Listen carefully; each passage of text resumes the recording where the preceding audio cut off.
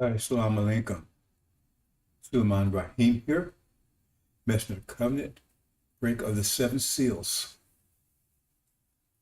Assalamu alaikum, welcome. Brothers and sisters, special presentation this evening. We really need to understand what's going on. I mean, that's my job, so I'm going full speed ahead the last few days trying to make you understand completely what's happening. What's happening. As a warning to our enemies, what's knows to you.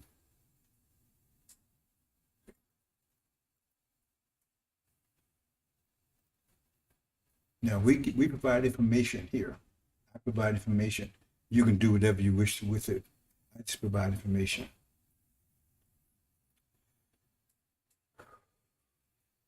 We're going to talk about Armageddon, an industrial complex. So I'm trying to make this as simple as possible. I mean, I spend 24 hours, 24/7, figuring ways to make this clearer and clearer and clearer and clearer and clearer. So you have no excuse. Because this time of unprecedented trouble. And whether you survive this or not, whether you make to the hereafter selected to be part of the elect, if you came to the Holocaust, you deserve to at least be warned. You deserve to at least be warned. Because you did that part. That was your agreement. Your agreement was go to the Holocaust. But you had to be proactive. You had to accept the messenger of the covenant come. Because if you reject it, then you was lost. No one's going to force you. You fulfilled your part of the contract. It's like if you take and you pay for a car, but you don't pick it up, they might force you to pick the car up. The promised land is yours. You earned it. You went to the Holocaust. That's all you're required to do. Go to the Holocaust and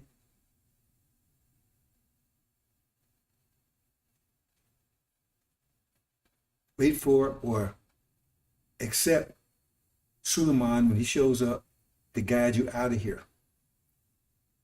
And it made sure very clear so you'd recognize you had to accept Elijah. Even if you accept Elijah, you still had to accept Joshua. Because he's the one, or Suleiman, that provides you a ticket to get out of here. Because we can give you a ticket to the plane, but you have to get on the plane. So anyway, let's get to the point here. Now, the bottom line is everything that's transpiring now and that you're going to see transpire going forward, every day is going to get more and more intense. Right now, many of you in the eye of the storm, so you're quiet, you think everything's okay, and hell's raging all around you because everyone's telling you they're telling you we're in World War III now. You know, World War II started economic war, but that's where it always starts that way. And then it goes kinetic, violent. See, World War II, Hitler was invading countries and different things was happening, right? See, but it was economic situations, right? And I think what kicked it off was maybe what bombed, blew up the Lusitania, whatever that ship. Anyway, it was an economics and then it went to kinetic. You are in World War III right now. You're Armageddon right now. See? So I'm trying to point out to you as clearly as possible, and you add it up. Add it up. Add it up. This war, not like cowboys and Indians and Romans and Greeks and whatever in the past. This war is an industrial war. It's really an industrial war. It's who has the greatest industry wins the war. Who has the greatest industry, better, efficient, what's the word I want to use?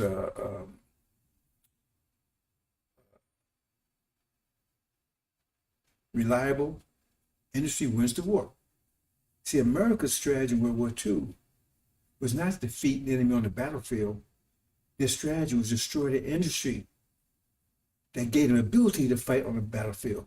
Because if you have no weapons, if you have no ammunition, then you can't fight.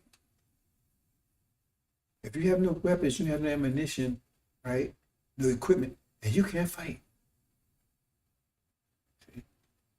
Simple as that. I mean, you can do something, but I mean, how can you're gonna run up against machine guns there and you have no weapons, nothing to defend yourself or nothing to do a counterattack? That was their strategy. And the reason why America was so successful in World War II, because their industry was beyond the reach of Germany and Japan. It was beyond the reach of it. So they was constantly manufacturing all these, equipment and everything and furnishing it to Russia and every place else needed furniture to, while Germany and Japan, their industry was being bombed and destroyed and embargoed and everything crippled. While America's industry was not crippled. It was going full blast. Unimpeded, unrestrained. That's what won World War II for them. And so in our perspective, we form an atomic war on the mind. But from their point of view, they're fighting industrial war. And that's the strategy they're going to. And that's not the only thing. See, you have to have an industrial complex, but you also have to be able to fuel the kind of industrial complex. You have to fuel it.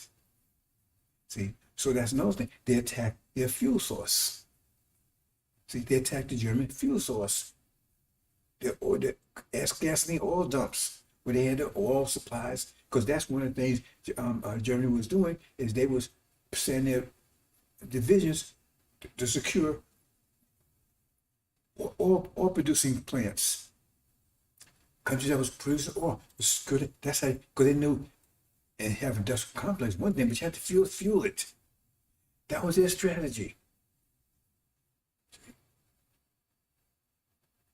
That was their strategy. To destroy their ability to make war. Not the battlefield, the ability to be on the battlefield. That was the strategy. And once you understand that, you should understand what's going on. Just add it up. Add it up. What is the crucial things in the world that you hear about today? Oil. Oil prices, for instance. Why oil prices? Supply and demand. There must be a great demand for oil. Right? Prices go up.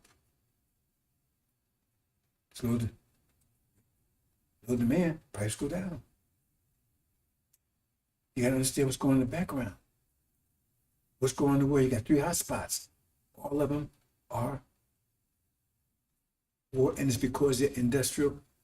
And what's being attacked? Then that's the concern. The industrial complex. Then where they want to take and bomb Iran's ability, the industrial complex, the ability to produce weapons. They're trying to do the same thing in Russia. They sanction them, right? That's a crippler because they will have the money, the resource, right, to keep producing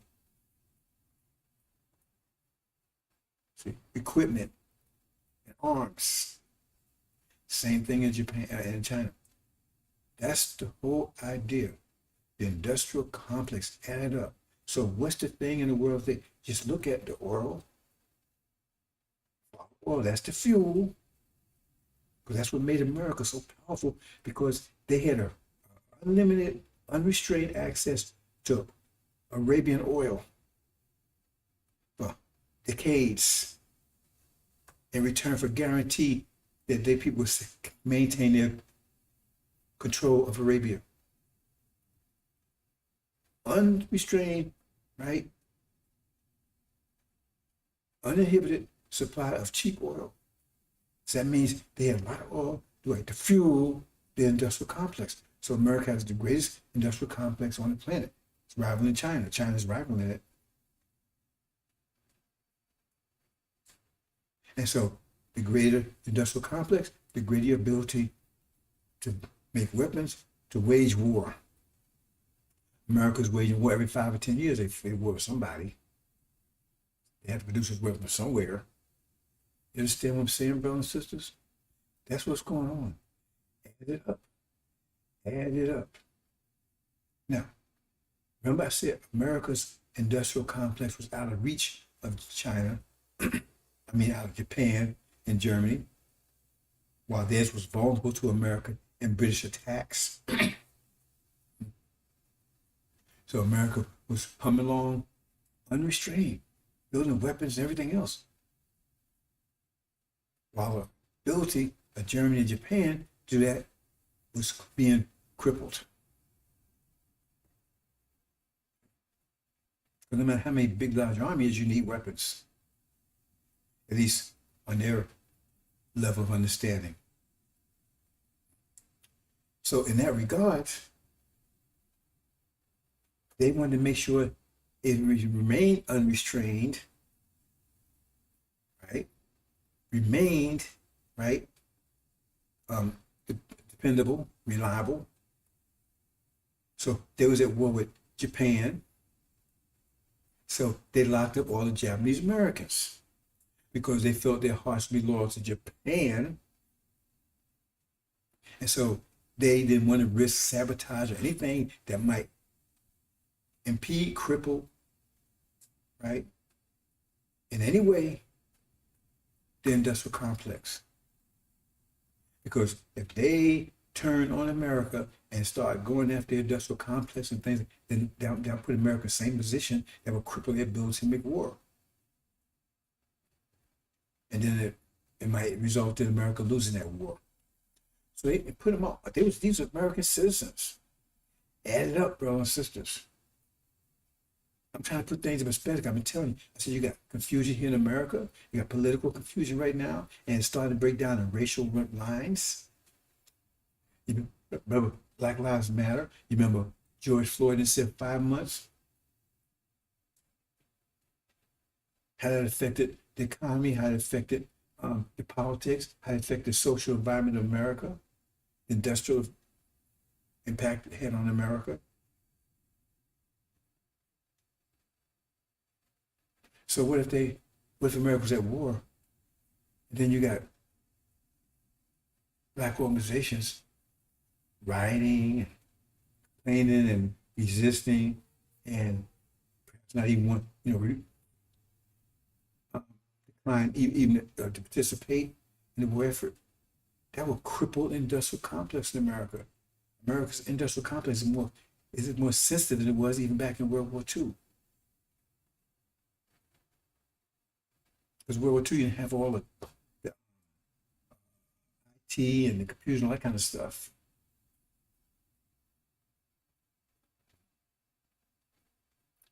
You understand? Add it up. If you add it up, you can just see what's going to happen here. Oil crisis here in America. They need oil to fuel it. So they will need oil to fuel it. It's industrial, because this war will be more of industrial war than any other war in history.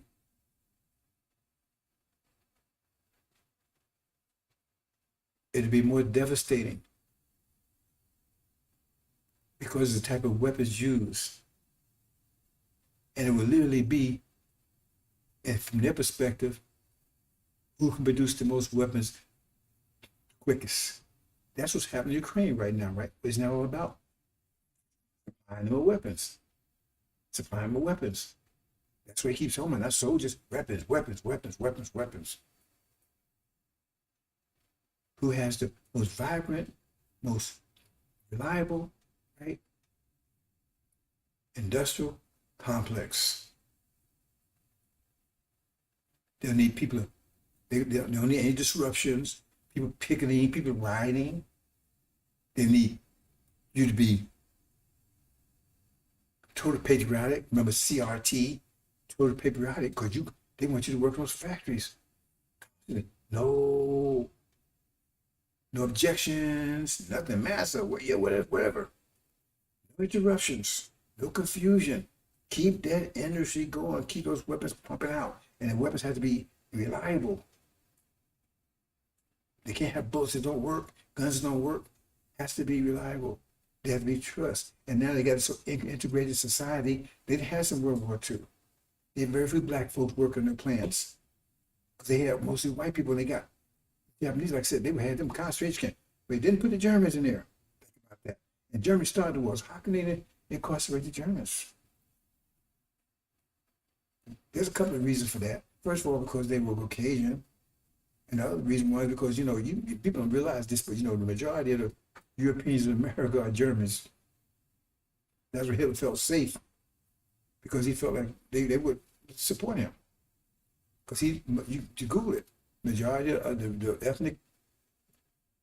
ethnic Caucasians, the majority of them, right, are from Germany, in America. And I was surprised about that myself. I thought it was British because of the language. They didn't lock them up, but they locked up the Japanese Americans. Now you put yourself in their shoes. This is going to be the most, Armageddon would be the most dramatic, devastating war America ever faced. Because during World War II, there was no weapons that could reach the shores of America. Now there are. Now there are. Not just nuclear weapons, they got all kinds of weapons that could reach America. In addition to that, I've always told you, America's going to be betrayed, because what's happening over there right now, you got oil again. You have an oil crisis. And the people either have to freeze for patriotic reasons towards America, or side with Russia, or they're going to freeze, because the only source of oil will be Russia. If you understand about the Middle East, the only sites, that's what tell you chapter 18. It says there could be economic collapse about Europe. And the only way they can resolve it is to side with Russia. Because what the hell we suffering this to help America? Because America starts some war or something. So just assume that's the case. But let's put that aside. Just say America's at war with Russia. Forget about the other European countries. America's at war with Russia. Devastating war. Now the war is going to be over there. So that means Russia doesn't have a logistic problem that America has, because America got to move forces and everything from here to there. Russia's right there already. That requires a lot of oil, a lot of ships, a lot of military ships to support the ships that transporting the supplies and everything else, because they don't get them blown up. Because Russia has more submarines than America has. See, the logistics right there is awesome. So they have a mighty strong industrial complex to keep producing these, because there's going to be a lot of losses in war. They got to keep replacing that. And they have a bigger logistic problem than Russia does. Plus, Russia has plenty of oil. America, oil supply is very low. Plus, their emergency is very low, because you got a retarded person and a senile person in the White House, right? That's been given away. Do the math, add it up. So that's going to cause a great drain on American resources, it's going to put a great burden on the industrial complex to produce the weapons necessary. Because look at all the weapons they're producing right now, just for the war in Ukraine. This is a world war now against Russia, now Ukraine. Plus, they got to have defense weapons and make sure the defenses, because the nuclear weapon threat, not just nuclear weapons, but the missile threat, they have all kinds of ways. They don't have to use nuclear weapons to get to America. They have all kinds of weapons that can reach America. So they got all these logistical problems that requires industry to furnish equipment, the weapons, the munitions, everything they need to maintain that. And then what does the industrial complex need? It needs oil, lots of it. The more demands on it, the more oil demands. Where did America get the oil from? See, if they start right today, it still take a while to get up to speed what they would need to deal with that war they got over there, that they're going to have over there in a few days. So America will start at a disadvantage, and Russia will have the advantage because they have an unlimited amounts of oil relatively to what America has at this point in time. They don't have they don't have an industrial complex as vast as America's is. But the point is, they don't have the same demands that America would have either, because they don't have a logistical problem. Because they right on the battlefield will be taken right there. So it'd be easy to get troops and equipment stuff with your line, and then replace it easily because they don't have to cross any oceans or anything. So they don't have to defend, right? If they cross ocean, they have to defend the ships with submarines and destroyers and all that kind of stuff. You understand? Do the math, add it up. Add it up. I'm just talking about with Russia. But when this war of Armageddon, it's going to blow up into Asia too. So then you got that, oh man, they're gonna have all their hands full just trying to keep up with Russia. We ain't gonna talk about the Middle East because they already, yeah, throw that in. And that's already gonna be happening. Based on what I've been telling you, that's already happened already. That's already crippling. I'm just putting that aside. I'm just focusing on what Armageddon. Armageddon is a European war. Armageddon, the flood, it's an Asian war. So we're talking about the flood, that's a war. That's the flood that destroys all of Europe. European, that's another war. See, you got Armageddon, and you got the flood. That's another war altogether. Then you got the war of the latter days, but anyway, I'm just talking about that one. So then you have to keep up. You have to deal with that. But I'm not, just forget about the Asia thing. Just focus on the European thing. So now, what war breaks out? We ain't talking about, we're not focused on the Middle East, not focused on China, just focus on Europe. War breaks out. A little war breaks out. World War III, Armageddon breaks out in Europe. Forget about the betrayal and that kind of stuff. Just America and Russia going at it. The logistics and the burden they'll put on the American industrial complex. And don't forget, a lot of America's industrial requirements are filled by China, which they're about to be at war with China too. So they have to rely on China to fill a lot of those demands. And China says, hell you, because China's allying with Russia. So you think they're going to keep fueling America with industrial needs, equipment, the parts and everything they need to keep the industrial complex going, to keep producing? Then they're going to do that when they're allied with Russia? Hell no. So you do the math. Add it up. And then add up the only thing that you need to worry about, most you need to worry about, is you. Because you're unknown. You better read the book. It says that's what it was worried about. If war breaks out and you side with the enemy, and then you leave the country, that's exactly we leaving the country. But that's their fear. That's what it says. That was their fear. Read about Joseph. When Joseph had those dreams afterwards, that was they said, this, right? So he tried to abortion. It was worried about you. So he tried to get rid of your abortion. That wasn't working. So he tried to understand the river, throwing you in the river. That you have to understand industrial, Key to understand that. But you understand what I'm saying here? They were, if you look at the scripture telling you what's going to happen. I mean, if you know you need glasses and you don't put them on, then you can't get mad if you bump into stuff. And you say the scripture's supposed to tell you what's going on, so it's telling you exactly what to expect. But they tell, oh, no, that's about ancient Israel. See? Okay, you believe if you want to. So what happens? Look at history. They said those who don't learn less of history are bound to repeat them. You see what happened to the Japanese Americans? And now, the first thing they have to do, because they know that the industrial end complex is what this war is all about. It's not about troops on the ground. Because if you don't give them no weapons, they have to give up. That's the strategy. Destroy the source. What's fueling the war? And what's fueling the war? Industrial complex. What's fueling it? Oil.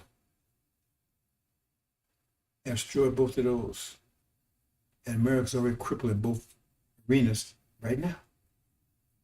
Because a lot of the industrial complex depends on China, which is aligned with Russia. And its oil reserves have been depleted, and they capped all their oil wells, nearly all of them. Plus, they got to go across the whole Atlantic Ocean to wage war. And that requires a lot of oil. And so that means the industrial complex will be very vulnerable. Right here. Very vulnerable. And they have to protect at all costs. And you're the unknown factor. They can't take a chance on you. Because if you start making demands, start rioting, you don't cooperate, right? Or whatever, they don't take a lot of you, just some of you, America loses the war. That's how they lose it. In their minds, that's how they lose it. Industrial complex is compromised, neutralized. And you had the power to do that. Remember George Floyd for 5 months? They saw what you did. You put America on notice for 5 months. 5 months. Some cities haven't recovered yet. 5 months. 5 months, brothers and sisters. Do you understand? That's why I'm taking the time to present this to you, trying to get you to understand. Understand? Because I know you mostly understand. Because while you playing these games and all that kind of stuff, because you won't be doing that. Once this war breaks out, you'll be lucky to have electricity. You'll be lucky to have it. You'd be lucky to have any food, and you'd be afraid to have any food anyway, because most people won't have any food, and if you start cooking food, they can smell a mile away, so you build a menu. You have no idea what's about to happen. You have no, and they're not going to spell it out to you, because then you might get nervous and start saying, well, these people, are they going to look out for us? Why would they look out for you? They look at a Japanese American. You think they see you as a different people. They're not going to tell you that, because they don't want you to get nervous and start some shit at a time. Because as soon as this war breaks out, they're going to round you up. The scriptures tell you that. As soon as it breaks out, they're going to round you up. Just like the Japanese. As soon as this war breaks out, not in no, well, I'll put it this way. As soon as the war breaks out, I'm not talking about the Middle East war, but they're going to start, because they think they're going to win that one. As soon as they fail in that one, that's going to immediately spark a night world Armageddon, and they're going to immediately round you up. Immediately round you up. They cannot take a chance. And you're obvious target. They'll immediately round you up, brothers and sisters, because they know they're in a war for their survival. They already know they're under judgment. They understand what's going on. You just don't understand what's going on, and the whole thing is, they said, they still do shrewdly. That means in a way they won't see it. But it says, soon might be on the scene to make you see it. Open your eyes so you will see it. And these demons that's been misleading you, like Farrakhan, they want to get them too. They ain't going to take a chance with them either. The same as business disarming you. They're using them to disarm you, to fool you, to trick you, to disarm you, to blind you. They're using the demons to do that. Beyonce, Oprah, Denzel, Griffin, the chief demon, Farrakhan, we ain't going nowhere, we're going to protect America, work. He already said that. He said, if America gets in the war, they're going to protect America. Why? Because, you don't understand that. If you ain't going nowhere and you're going to get sick, you're going to inherit 6 states, and you're going to inherit America one day, that's what he's telling you, right? That means you got to protect America. Otherwise, if it's gone, you ain't got nothing to inherit, right? You see how he's setting your dumb ass up?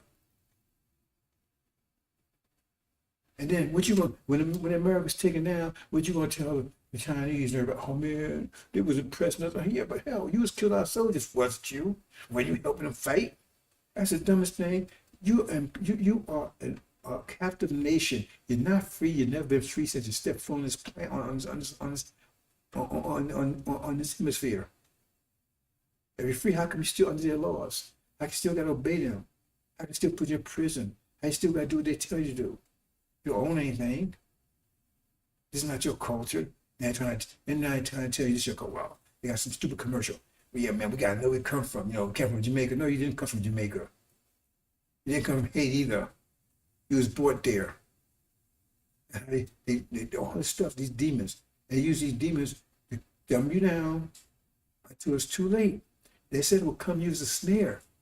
They preparing to know what a snare is? A snare is a trap that you can't see until you snapped up in it. And I'm trying to warn you about it. It says, well, come up and use a snare. And one of the reasons why it's going to come a lot of you, because you got condos, hey man, this is clear, man, coast's clear, no problems here. Until you're in the snare, then they laugh at your ass. Because they paid off. They're demons. They don't have to be paid off. They want to stay here. But America's not going to make any, they don't take any chances. They're around anything that's black.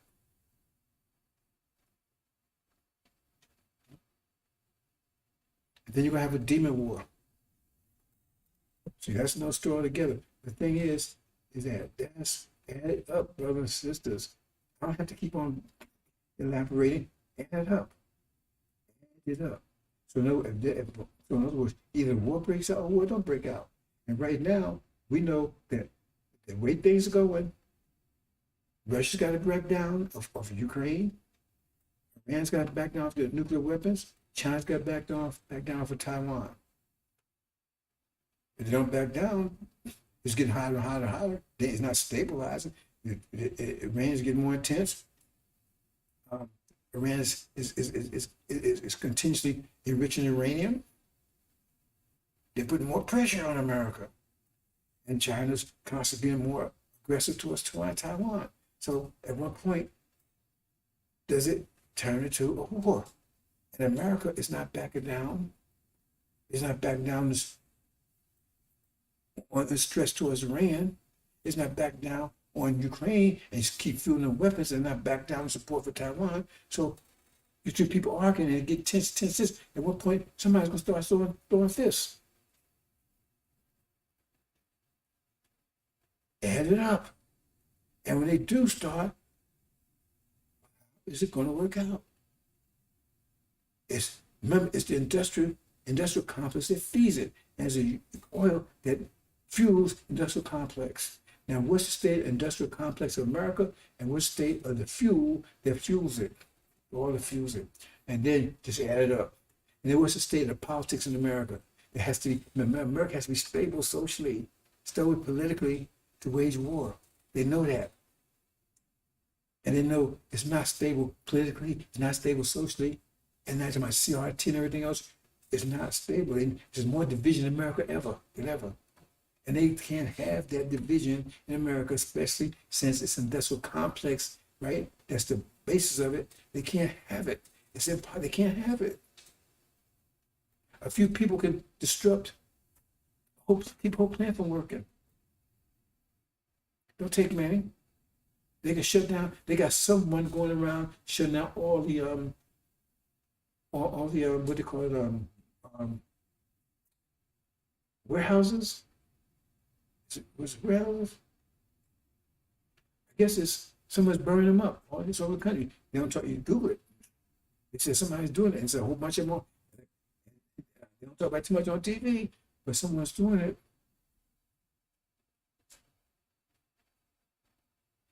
They can't find who it is. They can't have that kind of thing going on if they have a war. They have to be secure, has to be stable, has to be reliable. And they got you running around, Black Lives Matter, you mad, this, that, right? Disruptive. When they can't have that kind of stuff going on, if they have a war, especially, but this war will be World War II. like a kid boxing match, wrestling match. This World War Armageddon will outdo any war they ever had in the past.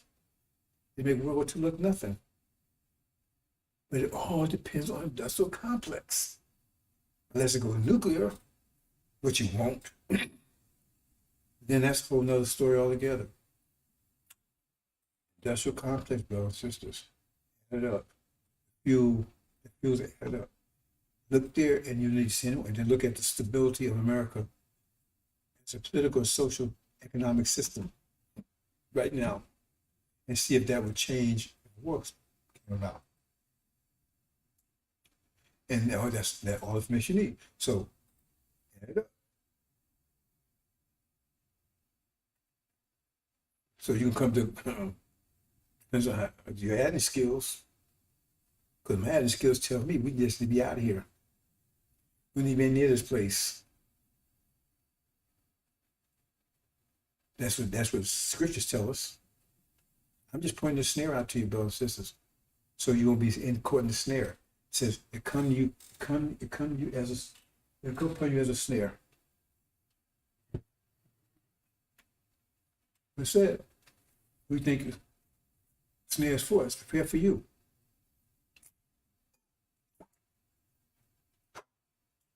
So I'm kind of leave it there, brothers and sisters.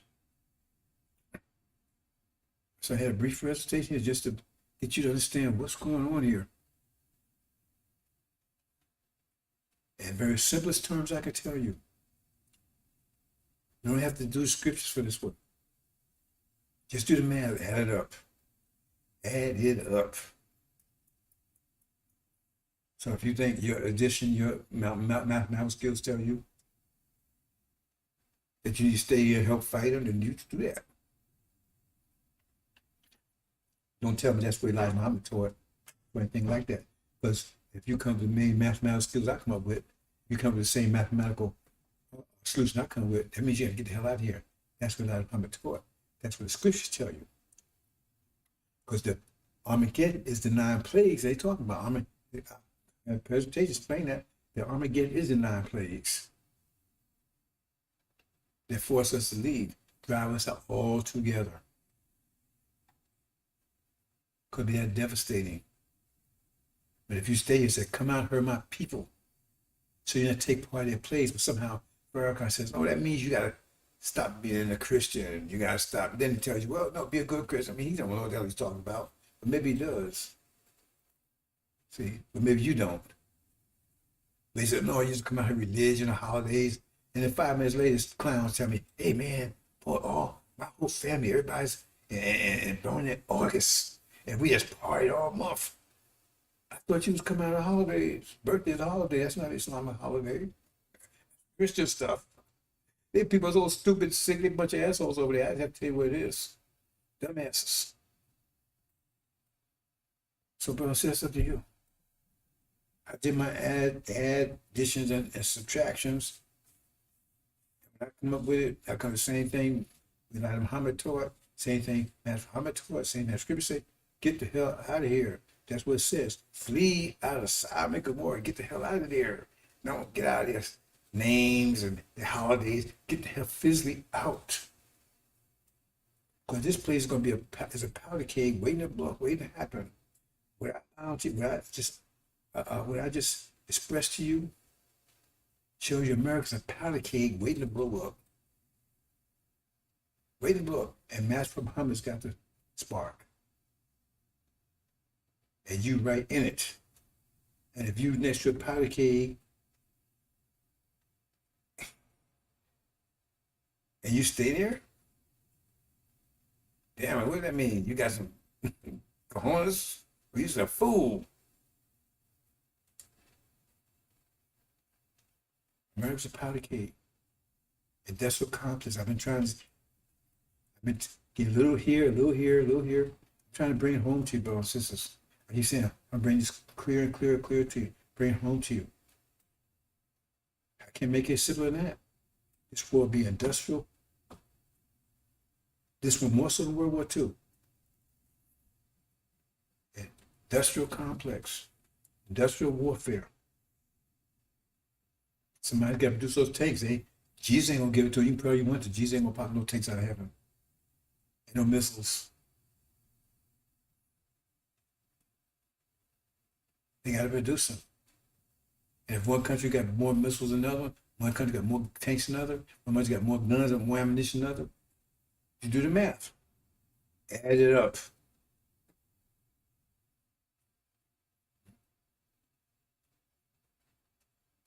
If you get in a fight in your backyard, you got the advantage. You fight somebody square across town because they got to call their relatives. They got to come running. And by the time relatives get there, the fight's over. So the fight's going to take place in Europe. So America's got to get there. 9,000 miles. With troops and everything there. And the rest is right there in their backyard. They got plenty of oil.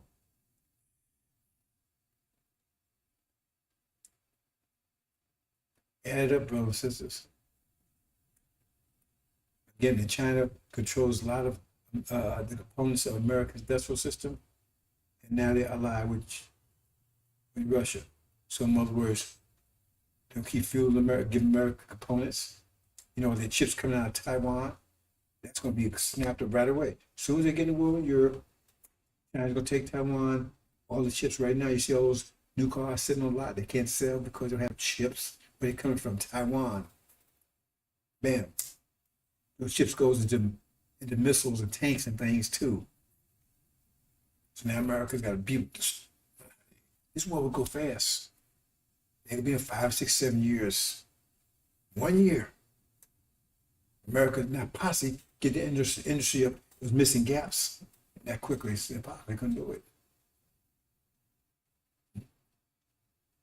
And then Iran, I think called SRO, they call it. They all joined together. So you think, what you think about that one? See?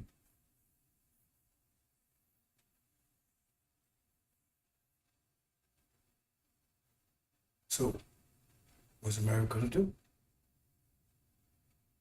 It's a battle between industrial complexes. America's most vulnerable. And also the stability. You have industry, but industry cannot operate in an uncontrolled, uncivil situation. It has to be a stable situation. America has to be stable. It was stable in the 1940s. It's not stable now. Because 1940s, that's before civil rights, before you start protesting, start making demands on America and all that kind of stuff.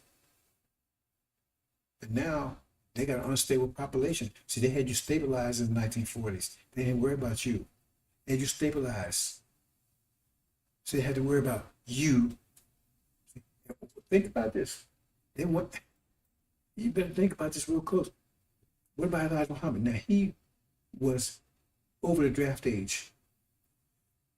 See, all this stuff is right in front of your eyes if you pay attention. He was telling people, see, the only thing they wanted you for is to go in and help them fight bodies in World War II. So they didn't want you for. And that's part of the war-making machine, right? And Elijah was telling the black folks, you shouldn't be doing that. Now, Elijah wasn't a world figure at that time. He had no million followers. He had a small following in the thousands. But yet, they was afraid of that. See how paranoid they got. They put him in jail because he refused to go to the military when he was over the draft age. And they told him they would, if he just stopped telling blacks not to go to the military, they would not put him up. He refused to do it. See how paranoid they are? That should tell you everything you need to know right there. They put the man in jail because he refused to go. They refused to tell blacks they should have a part in this war. When he had a small following and most people didn't know anything about it. And they didn't have all this TVs and all that stuff back then. They have a media like this. They have a big megaphone like he did before he left in the 70s. Yet still, they were so nervous, they put the Japanese in concentration camp and put Elijah Muhammad in prison to keep him from telling blacks not to go. Because they was afraid he might destabilize the industrial complex because he got people riled up, nervous. they couldn't risk any, any, right, adverse problems towards the industrial complex. Couldn't risk it. So he put Elijah Muhammad in prison. They put the Japanese in concentration camps. They couldn't risk any upset, any problems, right? Any attacks on the industrial complex, any instability. He couldn't risk any instability whatsoever. To the extent they put Elijah Muhammad in when he didn't have it, his followers in the thousands. When anywhere near was when he tried in the 70s. When they weren't even close. Do you understand, brothers and sisters? Hope you understand. I'm gonna close out. I hope you understand. Think about that now. They put him in prison. He's only in prison during the war. Afterwards, they let him out. So he was a threat to the industrial complex because he was telling, and black. Remember, at that time, blacks was under control. They wasn't rioting. They wasn't picketing. They weren't doing sit-ins. They were demanding integration, all that kind of stuff. They was under control, right? You couldn't eat here. You couldn't sit there. You can't walk here. You can't go to the bathroom. You can't drink that water. It was under control. Yet, this one man, they consider a threat. That's how sensitive they are. If they do that right then, and they're even more sensitive now, which think will happen to you? We already heard what Elijah Muhammad said, and you already got this black, especially the demons, right? Antagonism going on, and division, and CRT, and all this stuff going on. Division. They don't want to start a division, but they call it we divisive. Okay. You understand what I'm saying, brothers and sisters? I hope I'm making it clear. I keep saying over there over and over again because like I'm trying to beat it in. But just remember that scenario in World War II. This would be 1,000 times worse. And black folks, they can't wait till you start rioting because it's too late. Because they ain't going fast. They got to stop you and nip you in the bud. Boom. Nip you in the bud. Because you're a threat. And we can't have any. Because the biggest threat right now in America is black people. See, because they already put a black face on the Democratic Party. Those don't let them do that. And the biggest instability in America right now, the biggest threat is the instability, economically, socially, and politically. They can't have that in a war because it would disrupt their industrial complex. And any disruption means they lose. So what would you do? They can't wait and see what you do because that'd be too late. This war is not going to take years. They can't wait to see, let's see if they do something. No, but by the time, if you do something, that's going to cause the problem. Because if you do something, right, look what happened to George Floyd. That thing spread so fast. That was just George Floyd. You already got blacks all riled up now anyway, without the war. You think they're going to take a chance? Let's see what they do. Because if you get out of hand, it's too late. If you get out of hand and start revolution, you got blacks waiting for a war so they can start a revolution. You got blacks doing that. We're going to go to war. They got the guns. It's kind of stupid, but they get that away, but they can't have that. You understand? They cannot have any instability. None. Zero. And you are an essential threat to that stability. Hope you understand, bro. Sis, I'm going to leave it there. Assalamu alaikum.